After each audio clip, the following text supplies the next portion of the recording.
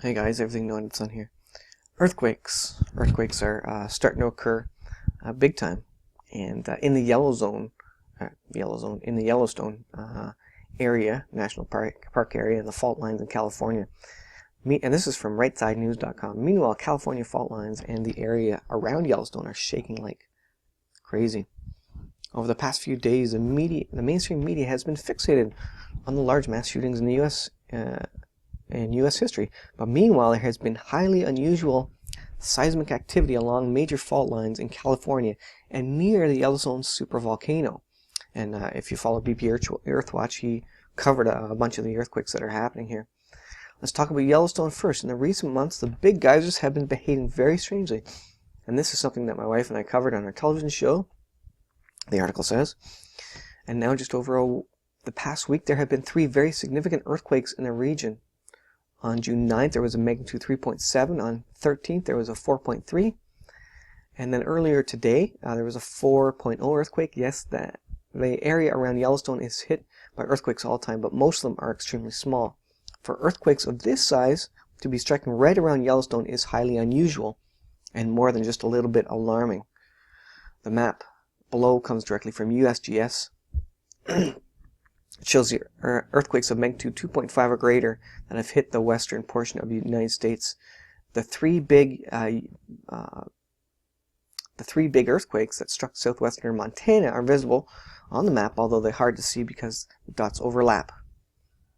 But the main reason why I'm showing you this is because I want you to see the earthquakes have been happening along the major fault lines in Southern California.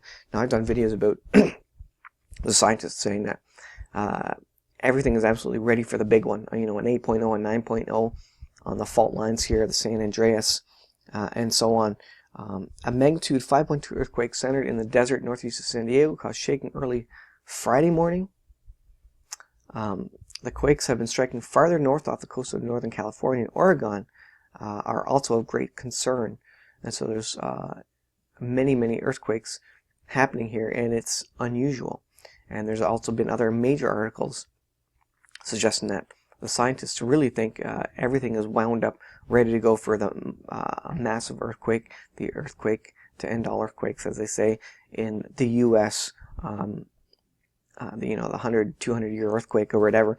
And the Earth with the earthquakes, this is really winding up, and there's, apparently magma movement according to BP Earthwatch, and things are really, like I say, they're winding up, getting ready for something big. And I think that's quite significant, and people on the West Coast need to be aware of that and just paying attention to what's happening. There's lots of earthquakes, and they're happening all the time everywhere, but there continues to be a whole bunch that are, basically leading scientists to the conclusion that, is this swarm of earthquakes pointing to a major one to come very shortly. And I think that would be interesting in the grand scheme of things, pushing us into end times. Could it be that an earthquake would push the U.S. really into such severe debt just by having to repair whatever?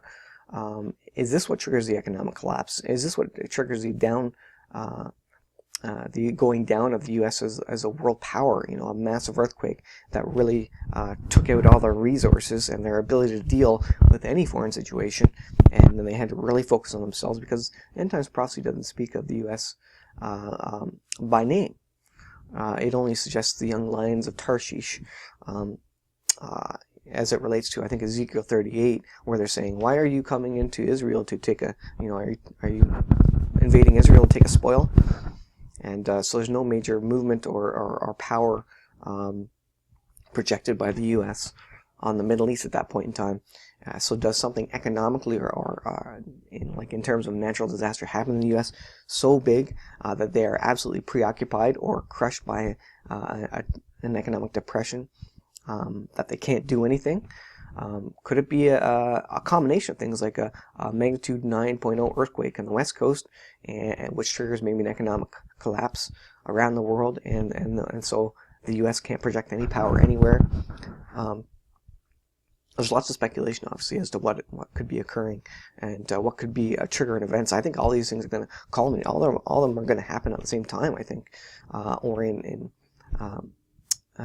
quick sequence, and really push us into the end times real quickly, where there's no leaders. We're all crying for leadership. We're all crying for heavy-handed leadership, almost dictatorships, because we can't feed ourselves. There's massive natural disasters everywhere. People are scrambling. Supply lines are cut. The economy is faltering. If a 9.0 hit, how many people would be affected there? Massive casualties, massive number of people hit, and there would be chaos for a while. Probably the army would have to almost invade the West Coast to keep it stable, to keep theft from occurring everywhere. And then obviously all the fruits and vegetables that come out of Northern California, or California in general, that would be cut as well. So we would see severe food shortages. So you can see how one of these events could trigger the other event, and then there would be a cascade of events that happened after that related to starvation and the requirement for national IDs or worldwide IDs, mark of the beast, you could think of.